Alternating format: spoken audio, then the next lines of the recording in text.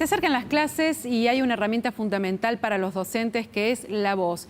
Y en este espacio de salud hoy lo que vamos a hablar es justamente eso. ¿De qué manera los docentes cuidan esta herramienta fundamental para poder llegar a fin de año con una voz nítida, para que no tengan que sufrir lesiones en sus cuerdas vocales y para que, en definitiva, puedan durante los años poder seguir ejerciendo esta profesión que les demanda principalmente la voz? No son solo ellos, arrancamos por los docentes, pero también están los cantantes, están aquellos que trabajan en los call centers, los periodistas, los locutores, y es por eso que hemos invitado a Karina Rubio, quien es fonoaudióloga, pertenece al Colegio de Fonoaudiólogos, para que nos cuente de qué manera hay que prevenir ciertas lesiones para tener una voz intacta. ¿Cómo estás, Karina? Muy bien. Buenas tardes, Silvia.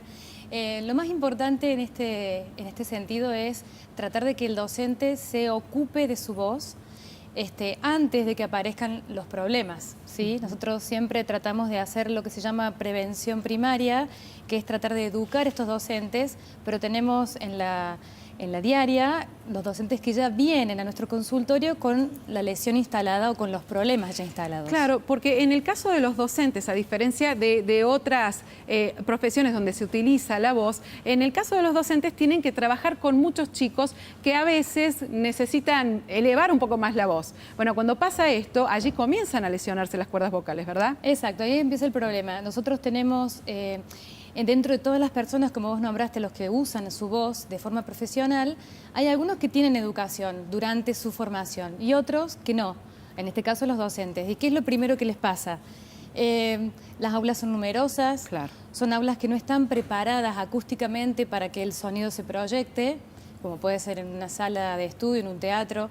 Acá no, es como que tenemos lo edilicio es bastante nocivo muchas veces porque tenemos el ruido de la calle, del recreo, de otros cursos. Muchas veces estamos en el aula y escuchamos la voz del docente, que la tiene mucho más fuerte, que está al lado, y la voz de 35 niños que están hablando fuerte, porque, bueno, es difícil controlarlos últimamente, ¿no? Claro. A veces también ¿Afecta la voz y termina afectando el oído también? Afecta la voz y afecta el oído. Los docentes tienden a elevar el volumen de la voz, a gritar, para tratar de apagar o para tratar de que ese mensaje pueda llegar hasta el último niño. Claro. Entonces, estas cosas que suceden en el aula necesitan una formación.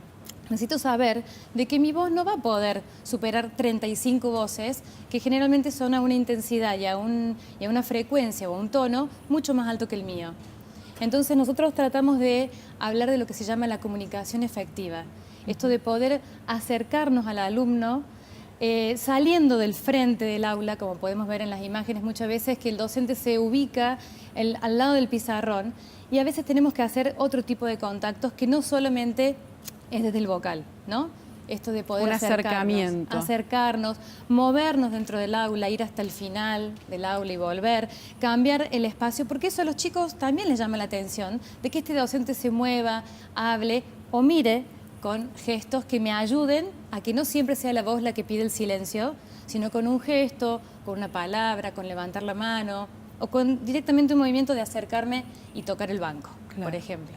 Y por ejemplo, el tema de la intensidad, ¿tiene que ver en el caso de cuidar la voz, por ejemplo, la alimentación, la hidratación? Sí. ¿Qué papel juegan? Bien, con respecto a estos usos que a veces tenemos. Primero que la disfonía o estos problemas de voz que empiezan a aparecer, generalmente comienzan muchas veces en el invierno, porque me resfrío, aparecen las laringitis, y eso hace que si mis vías respiratorias ya están con algún tipo de irritación, seguramente eso también va a repercutir en mi laringe. Y muchos docentes siguen dando clases con un resfrío mal curado o con una laringitis mal curada. Nosotros decimos, es importante que si yo tengo una disfonía sería la alteración normal de mi voz. Si yo tengo una disfonía que perdura por más de 15 días, yo tengo que ir al otorrinolaringólogo, que es el médico especialista. No seguir trabajando ni forzando la voz.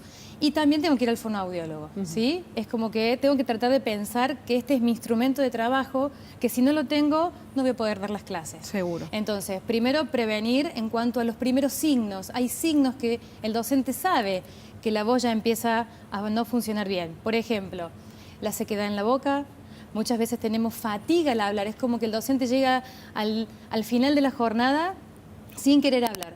Va a su casa y ya no quiere hablar con nadie. Es como que tengo una fatiga vocal. Eso puede ser al final del día, de acuerdo a la cantidad de horas que estén dando clases, o al final de la semana. ¿Qué pasa ya en julio? En julio ya estoy con la voz bastante alterada, con algunos signos que pueden ser la ronquera o algún tipo de aire o ronquera o aire que se aparece en mi voz, que eso ya está dándome indicaciones de que algo no está bien. O una disfonía que ya llega a tal punto que casi la voz no se puede escuchar. La voz ya no se puede escuchar. Entonces, esos signos yo los puedo prevenir mucho antes. En cuanto yo ya empiezo a sentir la fatiga y que mi voz cambia durante el día en cuanto a que se empieza a empobrecer, eso ya es un signo para un llamado de atención, porque seguramente que mi voz no está siendo suficiente y hay técnicas que las debo aprender. Sobre todo la respiración, ¿no? La respiración es muy importante, es aprender cuál es el sostén de mi voz, saber que la voz no siempre se va a adecuar o se va a ubicar en mi laringe, sino tengo que tratar de pensar en una respiración, bueno, diafragmática, abdominal. Costodiafragmática. Exacto, costodiafragmática, que seguramente en nos han enseñado a los locutores. Ese es el problema, que en los docentes nadie les enseña este paso previo. La otra, si yo tengo fatiga vocal, yo tengo que tratar de hacer ahorro de voz.